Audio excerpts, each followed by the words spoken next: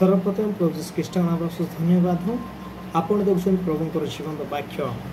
आसंता मैंने ईश्वर जीवंत वाक्य मान ध्यान करवा जहाँ लिखा जाए जिरिम 9 पर्व तार 23 और 24 पद से प्रकार लिखा जाए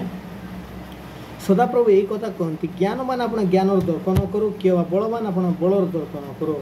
धनवान अपना धनर दर्पण करो मात्र जेबे कई दर्प करते से आमको चिने और जाने बोली दर्प करो आमे सदाप्रभु पृथ्वी में स्नेहपूर्ण करुणा विचार और धर्म साधन करो कारण सदाप्रभु कहते ये सब आमर सतोष थाए प्योर ख्रीष्टर भाई भौणी मैंने आज मुझे इच्छा करे परमेश्वर आपण मते क्यों कारण पे क्रिस्टियान कर मोर प्योर भाई भौणी मैंने आज आम कोटि कोटि कौन अच्छु क्रिस्टियान अच्छु किंतु अनेक लोक मानकर मध्य अल्प लोक कौन होती आहूत हो ईश्वर को चिन्ही ईश्वर को जानी बोली कौन कर दर्प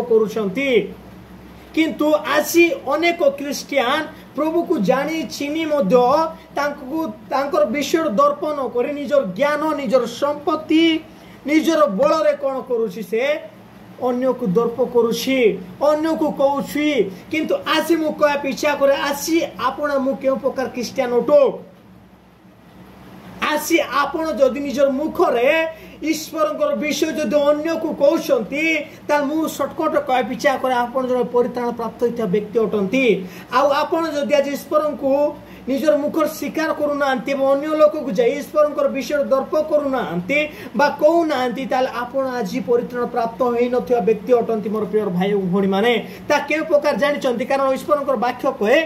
क्यों माने ईश्वर को निजर मुखर स्वीकार करती जो माने ईश्वर कौन करथांती ग्रहण करथांती जो माने पापर मुक्ति होती मोर प्रिय माने से माने कौन करती ईश्वर को निजर मुखर स्वीकार करती परमेश्वर जेतेबेले मनुष्य को परित्राण करें कारण कर जानी कि कारण कौन कारण परमेश्वर आपन परित्राण कर गोटे कारण आपण से पवित्र जीवन ए जगत मध्य काटंतु आपण शरीर मध्य धार्मिकता प्रकाश करंतु आपण से अंधकार थिबा लोक मानकु आलोक को आणंतु बोल परमेश्वर आपण मते क्रिस्टियन भाव नामजित कले बा आपण को मते कोन करिसंती मन्नित करिसंती मोर प्रिय भाई भौणी माने बा आपण मते से पाप मुक्त करिसंती आसी आमे माने निजर बल निजर ज्ञान निजर संपत्ति ने लोक कहवा नहीं किंतु आमे जदि क्रिस्टियन हेउछु ताले निजर ईश्वरंकर विषय लोक को जाई कहवा सेति भाई परमेश्वर कहले जे से मते जानिछि एवं चिन्हिछि बोल से कौन करू दर्प करू किंतु के कार ज्ञान पाई के कार संपत्ति पाई के कार ज्ञान पाई का बल पाई के कौन न करू दर्प न करू आज आपण मु के मध्य बल पाई ज्ञान पाई एवं मोर प्यार संपत्ति पाई के हम कौन करबा नहीं दर्प करबा नहीं किंतु प्रभु को जानिछु चिन्हिछि बोले हम कौन करबा दर्प करबा मोर प्रिय भाई भौणी माने परमेश्वर आज हम गर्वित करबा जे आमे माने कौन अटू परमेश्वर को जानिता व्यक्ति अटू आज अनेक आयुत होती मोर प्रिय भाई भौणी माने किंतु परमेश्वर जीवंत वाक्य अनेक आयुत अल्प मनोनीत आसी आपण कौन मन्नित व्यक्ति अटंती ना जाकि बसबार से सबार सहभागिता होता व्यक्ति अटंती मोर प्रिय भाई भौणी माने मु कह इच्छा करुछि आसी आपण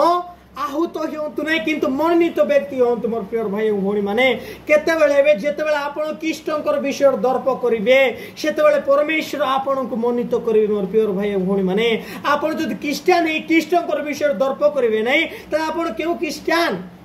आपण क्रिस्टियन हे कृष्य विषय जो दर्प करिवे नहीं तले आपण केउ क्रिस्टियन आपण क्रिस्टियन हे ख्रीष्टंकर राज्य विषय जदि जगतर घोषणा करिवे नहीं त आपण केउ प्रकार क्रिस्टियन अटंती मोर प्रिय भाई भौणी माने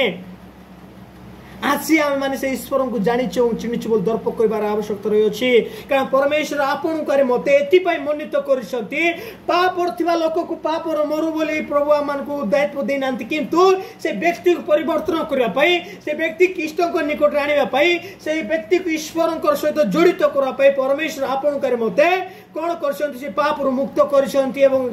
एक दायित्व देइछंती मोर प्रिय भाई भौणी माने आसी आमे ईश्वर को चिन्हिछु एवं जानिछु बोली अन्य को कहबा पाप लोक मान को ख्रीष्ट सहित आनी जड़ित करबा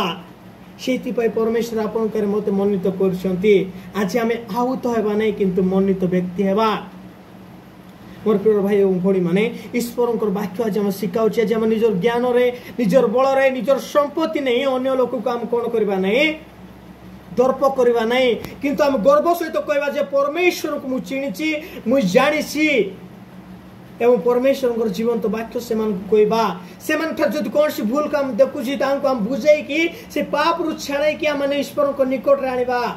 से परमेश्वर आपणकर मत एक मनोनीत व्यक्ति कर मोर प्योर भाई भूणी मैंने तो आज अल्प शिक्षा माने शुणिल जे माने के मध्य ज्ञान निजर संपत्ति निजर बल नहीं दर्प करवा नहीं किंतु कृष्ण को जानी चिन्हुची बोली कौन करवा माने दर्प करवा तो प्रभु आज अल्प शिक्षा द्वारा आपण मत चेतना और परामर्श देथिबार प्रभु को अशेष धन्यवाद हो आमेन।